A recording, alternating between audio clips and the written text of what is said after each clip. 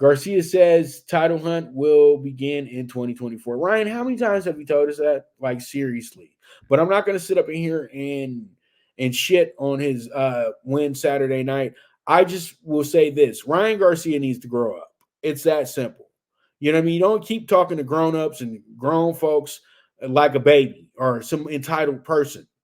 Sorry, tough titty that people walked out of the ring. But that's boxing. Boxing's a tough sport. Be tough.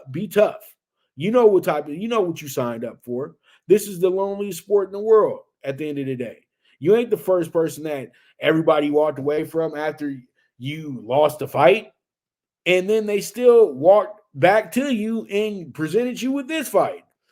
But all in all, let's talk about the fight. Let's talk about where Ryan stands at. Ryan had a great fight. He was able to do a lot of new things in the fight as well, too.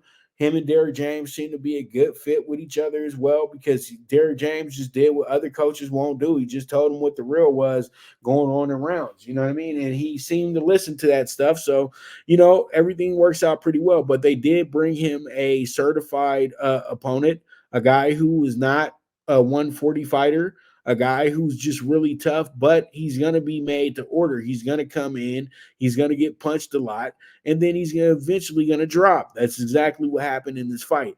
Ryan did exactly what you're supposed to do when you're in position, when you're in his position. This was a tune-up. This was a stay busy. This was a return. Whatever it was, he had to knock the guy out. So everybody could say, you know what? Ryan Garcia still got it. Ryan Garcia still excites me. I can't wait to see the next Ryan Garcia fight. And that's exactly what Ryan Garcia is doing. The whole back and forth with Golden Boy and talking and calling out Oscar and calling out Bernard, all of it's a part of the show. That's how Golden Boy operates. It's a reality show in a sense of a promotion. And you see how Oscar talks every time a camera's on him. It's almost like they gave the guy a script. So you have to understand they're selling a fight. That's the only way that they can sell this fight. And you know what? They sold it very well because the start of the week, they had these guys mad at each other. Ryan's coming out saying a whole bunch of shit.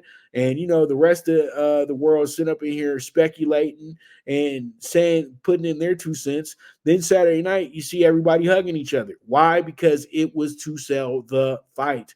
And in Houston, you got to be a little controversial sometimes. And that was what brought the people to the arena at the door. So, a lot of people, they weren't selling tickets right. They weren't doing this right. At the end of the day, that doesn't concern you. Okay? What concerns you is watching the fight, making a good judgment of the fight, and moving on. That's what it's all about at the end of the day. A lot of people get their panties all in a bunch because they have these expectations of these fighters. And you should not have expectations, but hoping that this fighter wins the fight or he doesn't get killed in the fight. You know what I mean? Because it's boxing. This sounds crazy, but all the fights are 50-50. There could be a night where you come in there and you know what? You got a stomach ache, but you got to get that check and you get parked in the 5th round. It happens. It happens. But all in all, congratulations to Ryan Garcia. Hopefully there will be some real championship fights for him this year, not him winning the WBA NASCAR belt or the national the NABF or the USA certified WBA. Those aren't world titles, okay? So hopefully we can get the Rolly pay-per-view at some point this year, but I think we got to think a little bit more about a tune-up before you get to that Rolly situation. And I think that fighting Adrian Broner is the answer for Ryan Garcia. He needs somebody who can actually be a good dance partner for him and actually be somebody who can help him sell the fight and not have him always chastising the promoters that he begged to be a part of their promotion when he was a little small fry. So, let's not forget history, buddy.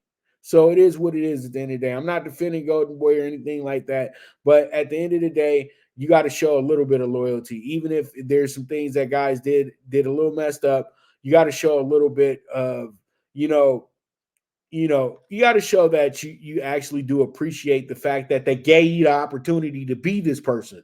So with that, that's going to be a wrap on our boxing talk today.